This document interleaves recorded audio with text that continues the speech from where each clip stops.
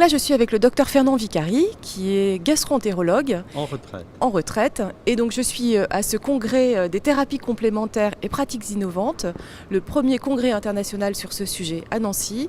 Et donc, vous êtes l'instigateur un petit peu de ce colloque et le coordinateur de ce colloque. Alors, c'est quoi l'objectif de ce colloque? Comment c'est arrivé? Comment vous l'avez organisé? Et qu'est-ce qu'on en attend?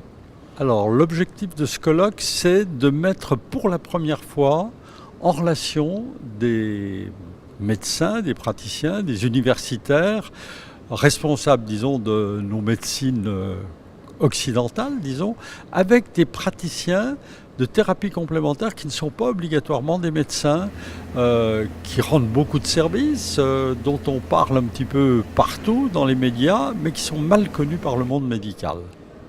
Alors on sort d'une session très intéressante finalement sur à la fois la question de la formation en fait de ces thérapeutes et puis aussi la question de l'intégration de ces médecines non conventionnelles au sein de la fac de médecine. Alors il y a eu quand même quelques petits remous, etc. Mais on sent quand même que l'objectif là a été un peu atteint dans cette session avec les différents interlocuteurs qui se parlaient entre eux.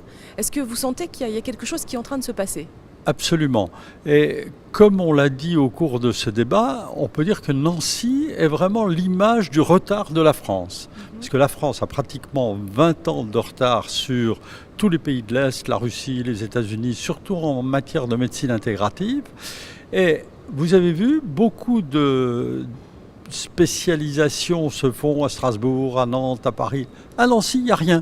Il n'y a rien, et même, ne rentrons pas dans les polémiques, mais on a eu des obstacles pour faire ce congrès de la part de certains universitaires. Heureusement, les plus importants nous ont suivis. Et pourtant, vous êtes le premier à dire que finalement, les patients eux-mêmes sont des demandeurs et utilisateurs de ces thérapies complémentaires et il y a un besoin aujourd'hui, même de la part du patient, d'utiliser ces thérapies complémentaires. Ah oui, sans arrêt, je fais allusion à l'observatoire que vous avez fait avec l'IMIKI. Pour moi, c'était le sésame pour me présenter à droite et à gauche, dire c'est la poussée des patients. 75% ont répondu, on va avoir des guérisseurs entre deux phases aiguës, deux phases de poussée aiguë de Mickey. Par conséquent, il faut qu'on ouvre les yeux, qu'on regarde. Et vous avez entendu ce matin, les patients sont les plus informés et les moins informés, c'est les médecins qui ont la tête dans le guidon, qui en sont restés, sans parler de corporatisme, mais qui sont restés un petit peu trop dans leur attitude conventionnelle. Et alors on a parlé également d'évaluation, et moi je voudrais citer Ezra Suleiman, qui est enseignant à Sciences Po, à Princeton, et qui dit, dans un livre qui est, je crois, l'exception française, le français n'aime pas l'évaluation. Ils en sont restés au titre.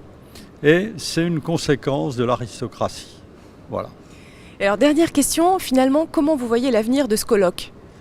Alors, comment je le vois ? Le souhait serait de faire ce type de colloque un peu pluridisciplinaire tous les 2 ans, mais dans l'intervalle, de faire des workshops monothématiques, par exemple un sur le rôle des associations de patients sur ces thérapies complémentaires, un autre par exemple sur le yoga, dont on n'a peut-être pas assez parlé ici, mais qu'on voit cité dans beaucoup d'endroits comme étant une thérapie ou une discipline avec d'excellents résultats. Une autre fois sur l'hypnose par exemple, voilà comment je vois la suite des choses. Merci beaucoup.